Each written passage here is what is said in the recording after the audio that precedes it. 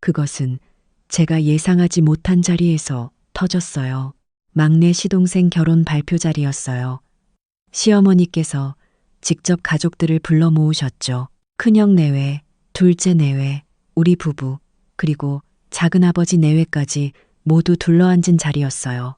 저는 그날도 아침 일찍부터 움직였어요.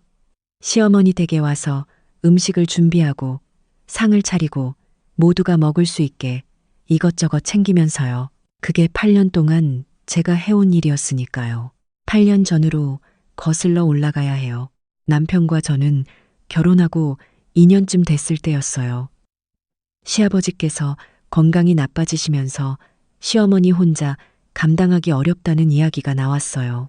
시어머니는 그때 수원에서 작은 한식 분식집을 운영하고 계셨는데 몸이 예전 같지 않아 혼자 하기 힘들다고 하셨어요. 남편이 먼저 꺼냈어요. 우리가 같이 하면 어떻겠냐고요. 저는 그때 프리랜서 번역 일을 하고 있었어요.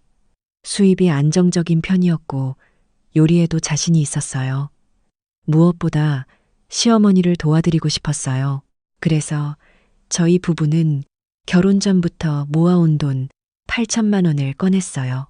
그 돈에 은행 대출 5천만 원을 더해서 가게를 새로 인테리어하고 주방 기기를 바꾸고 자리도 더 좋은 곳으로 옮겼어요. 시어머니께서 내신 건 3천만 원이었어요. 그렇게 우리의 가게가 시작됐어요. 시어머니는 그때 너무 좋아하셨어요. 은지야, 정말 고맙다. 우리 며느리가 이렇게 속이 깊은 줄 몰랐어. 나는 복도 많다. 그 말이 진심인 줄 알았어요. 8년 동안 저는 그 가게를 지켰어요. 아침 일찍 나가 재료 손질하고 저녁 늦게까지 장사하고 주말에도 쉬지 않았어요. 시아버지가 편찮으실 때는 가게 문을 잠깐 닫고 병원에 모시고 다녔어요. 시어머니가 허리가 안 좋다고 하시면 제가 혼자 가게를 지켰고요. 그렇게 하다 보니 어느새 가게는 꽤 알려졌어요. 단골도 많이 생겼고 점심시간에는 줄이 서기도 했어요. 남편은 다른 회사에 다니고 있어서 주중에는 저 혼자였지만 그래도 괜찮았어요. 우리 가게니까요. 우리가 함께 만든 가게니까요. 그런데 시동생은 뭘 했을까요? 35살. 아직 혼자 대학을 졸업하고 이곳저곳 직장을 다니다가 몇 년 전부터 이렇다 할 일도 없이 지냈어요. 시어머니한테 가끔 돈을 받아가는 건 알고 있었어요. 하지만 저는 모른 척 했어요. 제가 상관할 일이 아니라고 생각했거든요. 그날 가족 모임 자리에서 시동생이 결혼하겠다는 발표를 했어요. 처음 만난 여자친구라고 했어요. 모두가 박수를 쳤고 분위기는 화기애애했어요. 저는 차를 더 따르고 과일을 더 내오고 그러면서 웃고 있었죠. 그때였어요. 시어머니께서 일어나셨어요. 다들 잠깐만요. 제가 드릴 말씀이 있어요. 식탁이 조용해졌어요. 시어머니는 천천히 말씀하셨어요. 준혁이가 이번에 결혼도 하게 됐는데 이제 자리를 잡아야 하잖아요. 생각해보니 가게를 준혁이 명의로 넘기는 게 좋을 것 같아요. 어차피 은지가 운영하고 있으니까 계속 같이 하면 되지 않겠어요. 저는 손에 들고 있던 물컵을 내려놨어요. 심장이 내려앉는 느낌이었어요. 어머니, 그게 무슨 말씀이세요? 말 그대로야. 준혁이도 이제 가정을 꾸려야 하는데 기반이 있어야 하잖아. 가게를 준혁이 명의로 해주면 나도 마음이 놓이고. 저는 숨을 한번 고르고 물었어요. 어머니, 그 가게는 저희 부부가 1억 3천만 원을 넣어서 시작한 가게잖아요. 시어머니의 목소리가 차가워졌어요. 우리도 3천만 원 냈어. 같이 한 거잖아. 같이 하긴 했는데요. 어머니, 저희 비중이 훨씬 크고요. 8년 동안 제가 매일 나가서 운영한 가게예요. 대출도 저희가 다 갚았고요. 은지야, 그동안 네가 운영했으니까 네가 월급 받아 간 거잖아. 그게 반대급부 아니야? 우리 집 며느리로서 시부모 도와드린 거지. 가게가 네 거야? 작은아버지가 조심스럽게 끼어드셨어요. 형수, 그래도 은지가 돈도 많이 넣고 운영까지 했는데 이건 좀 어른들 일에 끼어들지 마세요. 시어머니의 목소리가 단호해졌어요. 저는 남편을 바라봤어요. 뭐라고 말해줘. 제발. 남편은 입술을 달싹이다가 고개를 살짝 숙였어요. 저는 그 순간 더 이상 참을 수 없다는 걸 느꼈어요. 어머니, 저는 잠깐 생각할 시간이 필요할 것 같아요. 저는 조용히 일어났어요. 친정에 좀 다녀오겠습니다. 억지로 웃으면서 인사를 하고 가방을 들었어요. 뒤에서 시어머니 목소리가 들렸어요. 저 왜 저래? 별것도 아닌 일에. 저는 돌아보지 않았어요. 택시를 탔어요. 창문 밖을 멍하니 보면서 눈물이 날 것 같았는데 참았어요. 8년. 8년이 한꺼번에 떠올랐어요. 여름 폭염에 가게 문 앞에서 쓰러질 것 같으면서도 서 있던 일. 시아버지 수술 다음 날 새벽 4시에 일어나 가게 열러 나갔던 일. 설날 당일에도 가게 문 닫으면 단골들한테 미안하다고 해서 문 열었던 일. 그 모든 게 돌이었을까요? 친정에 도착하니 어머니가 놀라셨어요. 무슨 일이야, 은지야? 저는 어머니 품에 안겨서 그제야 울었어요. 밤 11시쯤부터 전화가 오기 시작했어요. 남편이었어요. 받지 않았어요. 또 울렸어요. 시어머니였어요. 역시 받지 않았어요. 그렇게 밤사이 전화가 64통 왔어요. 남편 39통, 시어머니 21통, 시동생 4통, 문자도 쌓였어요. 은지야, 어디야? 빨리 연락해. 남편한테서요. 은지야, 너 왜 이렇게 유난이야? 어른이 결정하신 건데. 시어머니한테서요. 짓도 형수님, 저도 입장이 있어요. 시동생한테서요. 저는 한 통도 답하지 않았어요. 대신 어머니랑 밤새 이야기했어요. 어머니는 저를 꼭 안아주시면서 말씀하셨어요. 은지야, 네가 오라. 근데 네가 어떻게 하고 싶은지가 제일 중요해. 저는 생각했어요. 그리고 결심했어요. 다음 날 아침 남편한테서 전화가 왔어요. 이번엔 받았어요. 은지야, 미안해. 어제 내가 말을 못해서. 동욱 씨, 아니, 여보, 나 지금 가게 못 나가. 뭐? 오늘 개장 시간인데. 응, 나 못 나가.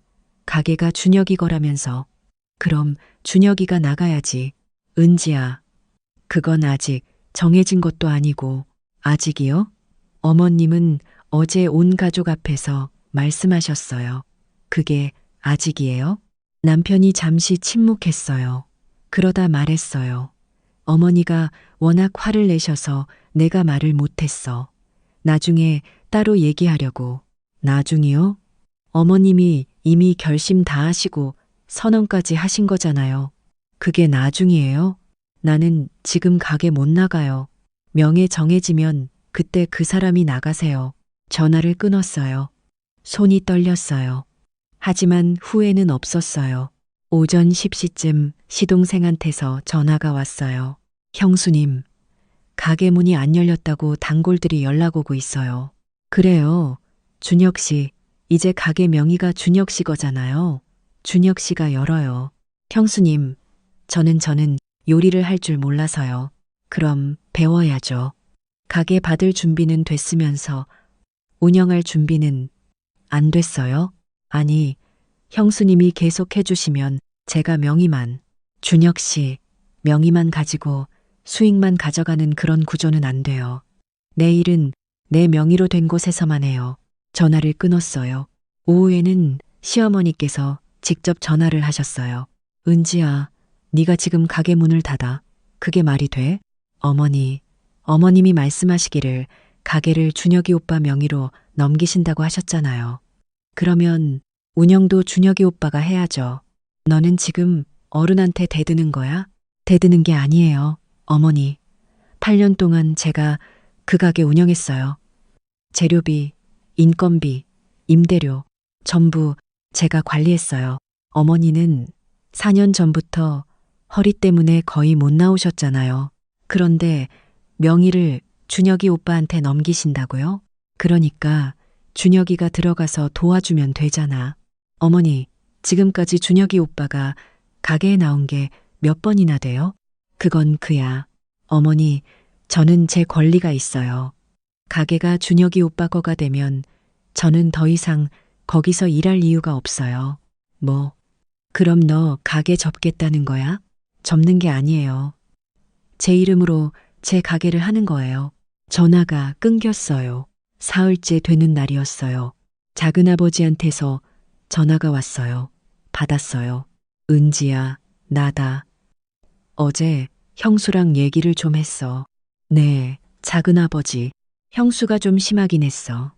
나도 어제 보면서 그랬어. 근데 은지야, 일단 가게 문은 열어야 하지 않겠어? 단골들도 있고. 작은아버지, 저는 단골분들한테도 정말 죄송해요. 근데 지금 제가 가게에 들어가면 그게 묵인이 되는 거잖아요. 명예 넘기는 거에 제가 동의하는 것처럼요. 그래도 생계가 작은아버지, 가게 명의를 공평하게 정리해 주시면 그날 바로 들어가요. 그게 안 되면 저는 못 가요. 전화를 끊었어요. 닷새째 되는 날이었어요. 남편이 친정으로 찾아왔어요. 저는 어머니께 양해를 구하고 남편과 근처 공원을 걸었어요. 한참을 아무 말이 없다가 남편이 먼저 입을 열었어요. 은지야, 나 진짜 미안해. 뭐가요? 모임 자리에서 내가 아무 말도 못한 거, 그리고 그동안 네가 얼마나 고생하는지 알면서 당연하게 생각했던 거, 다 미안해. 저는 걸음을 멈추고 남편을 봤어요. 여보, 질문 하나만 할게요. 그날 자리에서 어머님 말씀이 공평하다고 생각했어요? 아니, 그럼 왜 말 안 했어요? 엄마가 워낙 강하게 밀어붙이시니까 그 자리에서는 말려도 안 드실 것 같아서 그래서 제가 말해야 했어요. 저 혼자요? 남편이 고개를 숙였어요. 아니, 그건 아니야. 내가 해야 했어. 여보, 저는 도망가는 게 아니에요. 제 권리를 찾는 거예요. 8년 동안 제 돈, 제 시간, 제 몸으로 만든 가게예요. 그걸 아무런 논의도 없이 다른 사람 명의로 넘긴다는 게 말이 돼요? 남편이 깊은 숨을 쉬었어요. 안 돼. 말 안 되지. 그럼 여보가 해결해야 해요. 어머님한테 가서 제대로 얘기해야 해요. 알았어. 내가 할게. 이번엔 진짜 할게. 저는 남편의 눈을 똑바로 봤어요. 믿을 수 있어요? 응, 믿어줘. 그로부터 이틀 뒤였어요. 남편한테서 전화가 왔어요. 목소리가 이상했어요. 은지야, 나 지금 집에 있어. 빨리 와봐. 준혁이 때문에 일이 이상하게 됐어. 무슨 일이에요? 준혁이가 엄마한테 사실대로 얘기했어. 가게 받으면 팔겠다고. 저는 잠깐 말문이 막혔어요. 그리고 조용히 물었어요. 왜요? 빚이 있대. 친구들이랑 투자한다고 들어갔다가 망했는데 몇 천이 물렸다고. 그래서 가게 받아서 팔아 빚 갚으려고 했던 거야. 저는 눈을 감았어요. 그랬구나.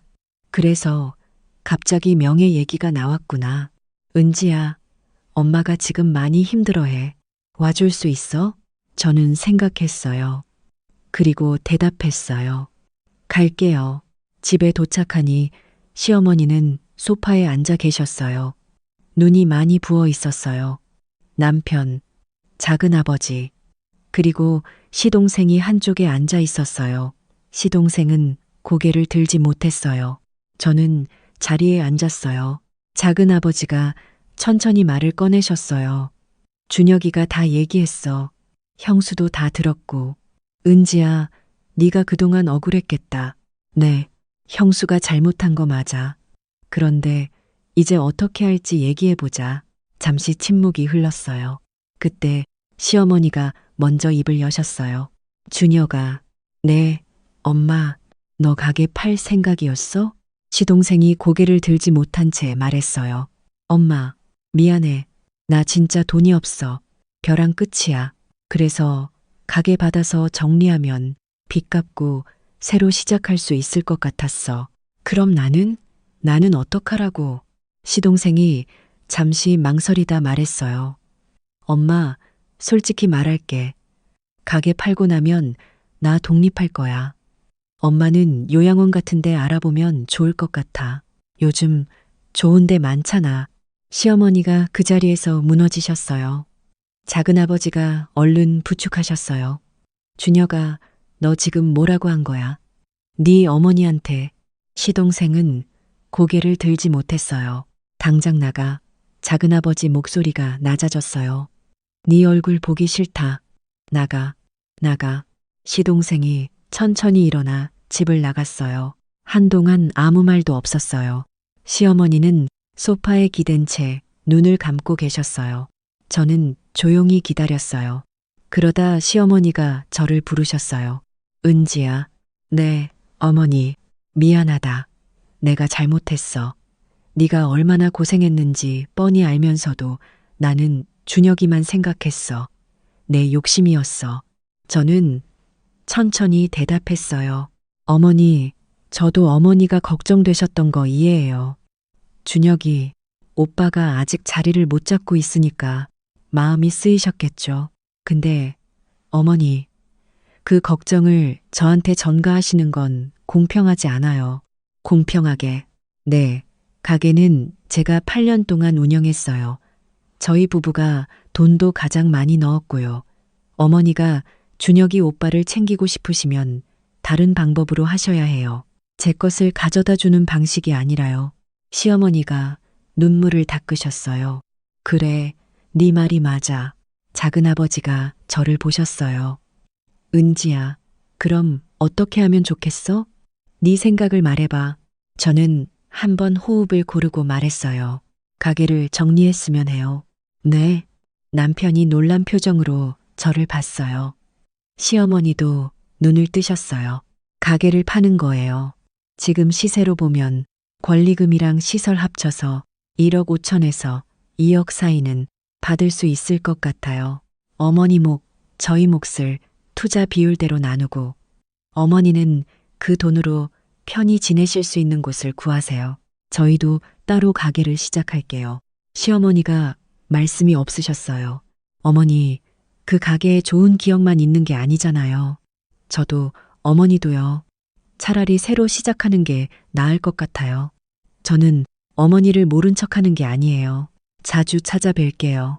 하지만 가게 하나에 우리 관계가 매여 있는 건 이제 그만했으면 해요. 작은아버지가 고개를 끄덕이셨어요. 형수, 은지 말이 맞아. 이 방법이 제일 깔끔해. 시어머니가 오래 생각하셨어요. 그러다 말씀하셨어요. 알았다. 그렇게 하자. 집에 오는 길에 남편이 제 손을 잡았어요. 여보, 고마워. 뭐가요? 끝까지 흔들리지 않아서 나는 솔직히 타협하려고 했거든.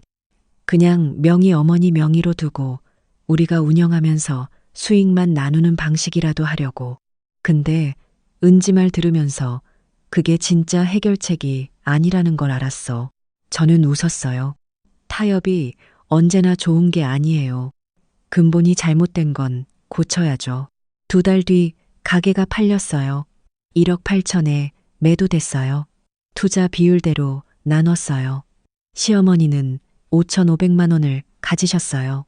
저희 부부는 1억 2,500만 원을 받았어요. 저희가 넣은 돈이랑 그동안 대출 갚은 것까지 생각하면 사실 많이 못 받은 거지만 8년을 운영하면서 받아간 수익도 있으니 그걸로 납득했어요. 시어머니는 그 돈으로 깨끗하고 좋은 실버주택에 들어가셨어요. 처음에는 무서우셨던 것 같아요. 낯선 곳이니까요. 하지만 2달이 지나면서 이웃도 사귀시고 프로그램도 참여하시고 전화하실 때 목소리가 많이 밝아지셨어요. 저는 남편과 함께 작은 가게를 새로 열었어요. 전에 살던 동네 근처 골목이에요. 인테리어도 제가 원하는 대로 했어요. 메뉴도 전보다 더 다양하게 바꿨어요. 이름도 새로 지었고요. 오픈한 지 2달도 안 됐는데 전에 단골이었던 분들이 찾아와 주셨어요. 어디 갔다 왔어요? 보고 싶었어요. 하시면서요. 그분들 얼굴 보는데 눈물이 날 뻔했어요. 시동생은 한동안 연락이 없었어요. 나중에 남편을 통해 들었는데 결국 빚 문제로 많이 힘들었다고 해요. 여자친구와도 헤어졌다고요. 여자친구와도 헤어졌다고요. 안타깝지 않다면 거짓말이에요. 하지만 그건 그 사람이 스스로 감당해야 할 몫이에요. 제가 해결해 줄 수 있는 것도 아니고 해야 할 이유도 없었어요. 어느 날 시어머니를 찾아뵈었을 때였어요. 저랑 둘이 산책을 하다가 시어머니가 말씀하셨어요. 은지야, 내가 여기 와서 하나 깨달은 게 있어. 뭔데요, 어머니? 나는 그동안 네가 그냥 거기 있을 거라고 생각했어. 며느리니까. 당연히 있어야 하는 사람처럼. 근데 그게 아니었구나. 너도 선택할 수 있는 사람이었어. 저는 웃었어요. 맞아요, 어머니. 저도 선택할 수 있어요. 시어머니가 제 손을 꼭 쥐셨어요. 네가 그때 나가지 않았으면 나 아직도 몰랐겠다. 그리고 준혁이한테 집도 넘겼겠지. 그러면 나는 지금보다 훨씬 나빴을 거야. 저는 시어머니 손을 마주 잡았어요. 어머니, 저도 어머니 좋아요. 그동안 힘든 것도 많았지만 같이 한 시간도 있잖아요. 그냥 이렇게 건강하게 보는 게 좋아요. 집으로 돌아오는 길에 남편이 말했어요. 여보, 네가 그때 혼자서 버텼잖아. 내가 좀 더 일찍 옆에 섰어야 했는데 이제 알았으면 됐어요. 남편이 웃었어요. 앞으로는 무조건 네 편이야. 무슨 일이 있어도. 저는 창밖을 봤어요. 가로등이 하나씩 켜지고 있었어요.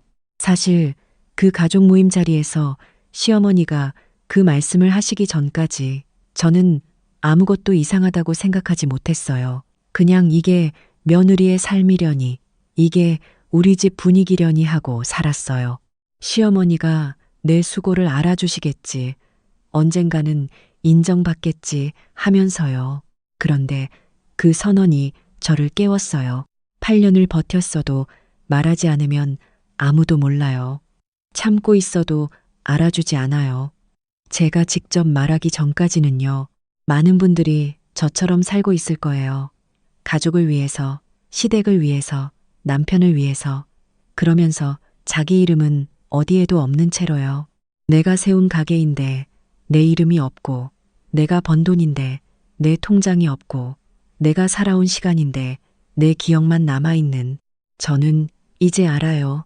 내 이름을 내가 불러야 해요. 내 권리를 내가 말해야 해요. 그게 나쁜 게 아니에요. 무례한 게 아니에요. 당연한 거예요. 가족이라는 이름 아래 불공평이 숨어 있을 때 그것을 불공평하다고 말하는 것. 그게 가족을 깨뜨리는 게 아니라 오히려 가족을 지키는 방법이에요.